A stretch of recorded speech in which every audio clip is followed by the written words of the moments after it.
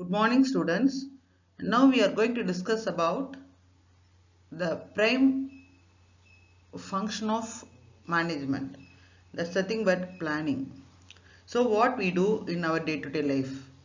From morning when we wake up from the bed till we go to bed in the night, each and every activity of our routine life gets planned.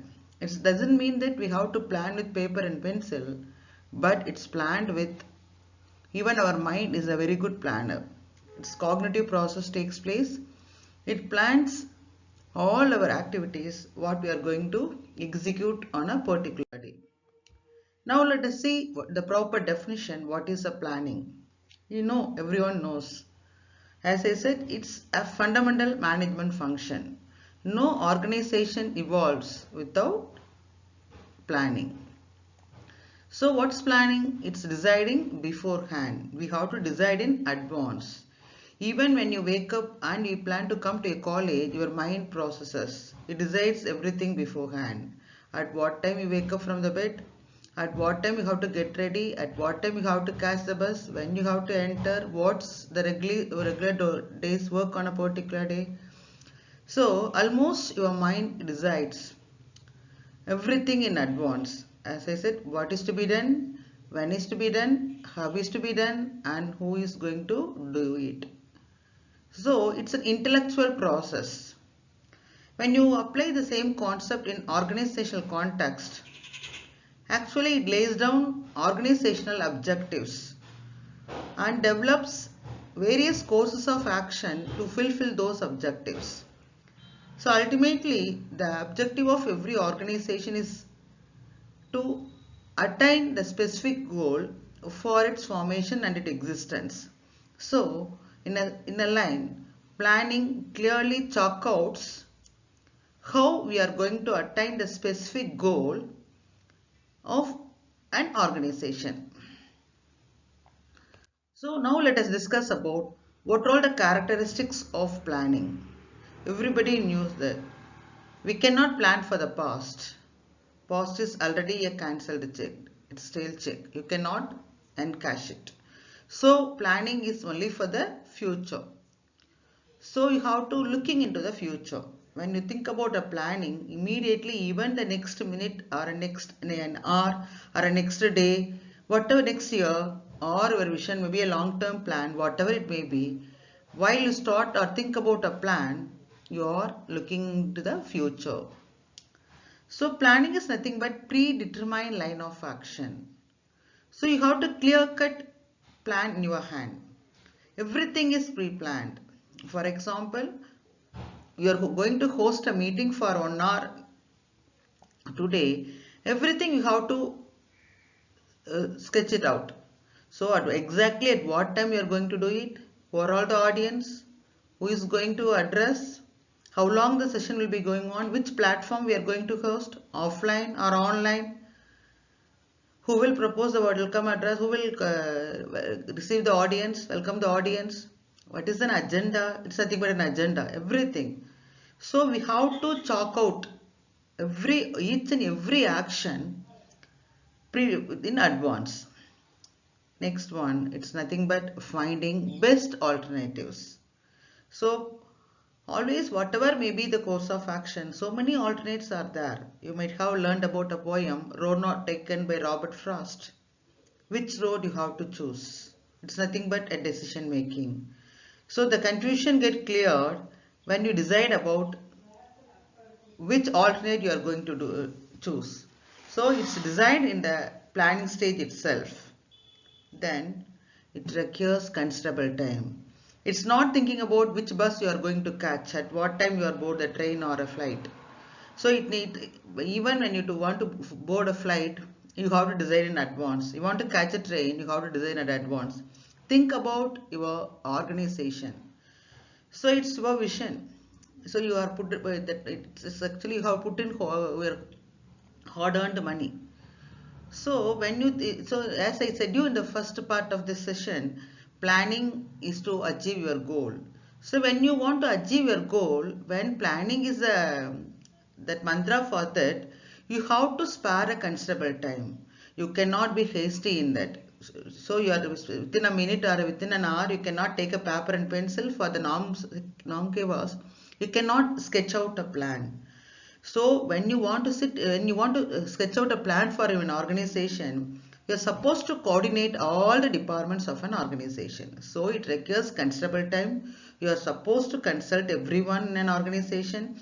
You have to get their opinions, their plan of action. Then you can proceed with your planning. So it's not a minute job. You have to spare a considerable time and get all the inputs required for a planning. Then you have to proceed. Okay. Now let us what is the next characteristics? It's a continuous process. You cannot sit down quietly that I have sketched out a plan of action, I submitted to my higher authorities, and you cannot relax. Always change. We are in the world where change alone is permanent. Every time it's subjected to change.